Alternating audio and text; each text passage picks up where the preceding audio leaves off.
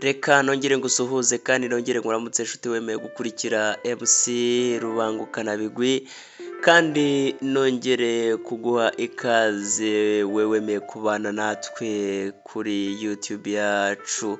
Uyu ni umwanya rero tukugezaho amakuru agiye atandukanye, ariko uyu munsi nkuzaniye inkuru nawe uzagire abo uyibarira ndetse uzakubaza ano mateka nawe uzabone icyo umubwira.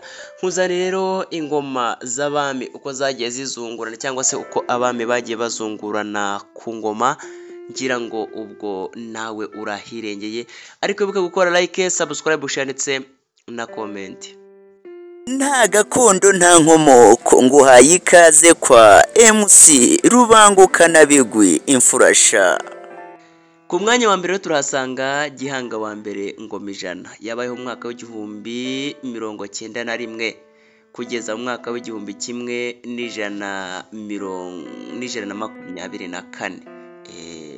Yaje rero kuzungurwa na Kanyarwanda Gahima wabayeho mu mwaka w'igihumbi 1124 kugeza mu mwaka w'igihumbi 1157. Uyu kandi Kanyarwanda Gahima yaje kuzungurwa na Yuhi wa mbere Musindi wabayeho mu mwaka w'igihumbi 1157 kugeza mu mwaka w'igihumbi 1180, ndetse kandi aza kuzungurwa na Ndahiro wa mbere Ruyange wabayeho mu mwaka w'igihumbi 1180 kugeza mu mwaka w'igihumbi 1213.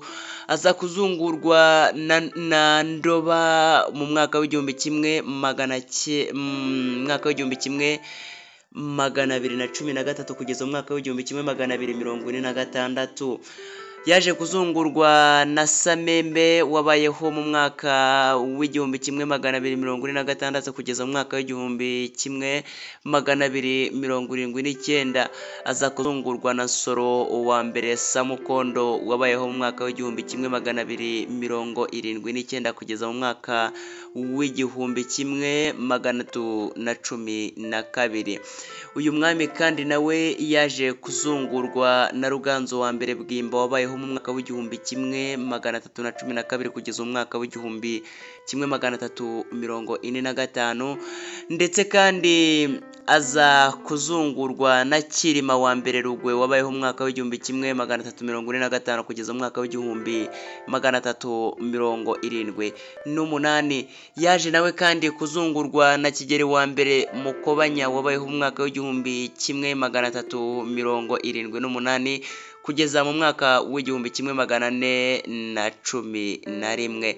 Uyu nawe yaje kuzungurwa na Mibambwe wa mbere Sekarongoro wa mbere Mutabazi wabayeho mu mwaka w'igihumbi 1411 kugeza mu mwaka w'igihumbi 1444. Uyu kandi nawe yaje kuzungurwa na Yuhi wa kabiri Gahima wabayeho mu mwaka w'igihumbi 1444 kugeza mu mwaka w'igihumbi 1477.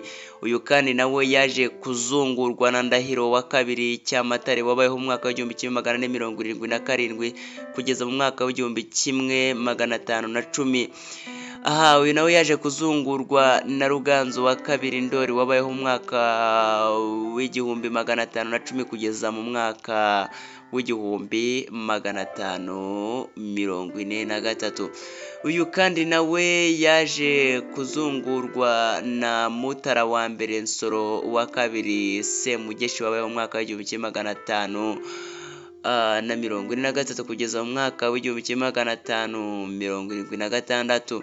Nawe yaje kuzungurwa na Gigeri wa kabiri Nyamuheshera wabayeho mu mwaka w'igihumbi 1576 kugeza mu mwaka w'igihumbi 1609.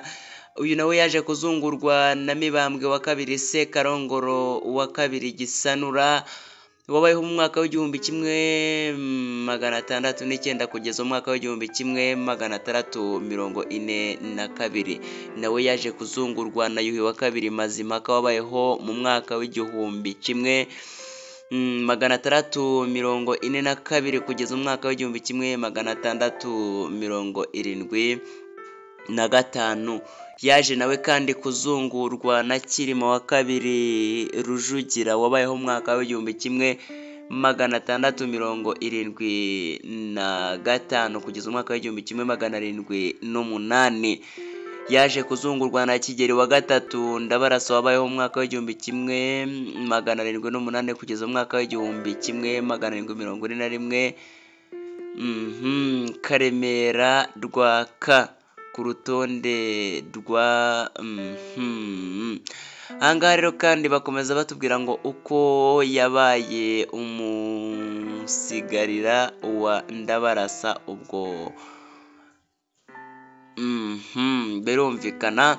Ahangaha dukomeze kandi tubone ko yaje kuzungurwa na Mibambwe wa gatatu Mutara wa kabiri Sentabyo wabayeho mu mwaka w'igihumbi kimwe 741 kugeza mu mwaka w'igihumbi kimwe 746.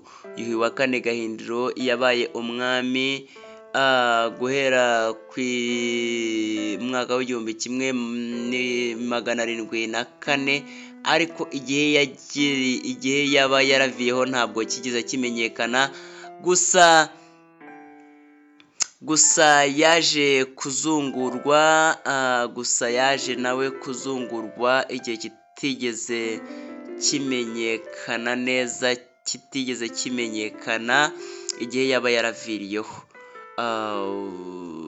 Ubutumwa buragurutse mutwihanganire gatoya turebe. Twari tugeze kuri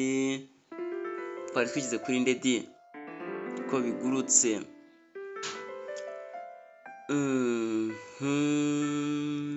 Twari tugeze kuri Yuhi Mazimpaka. Ego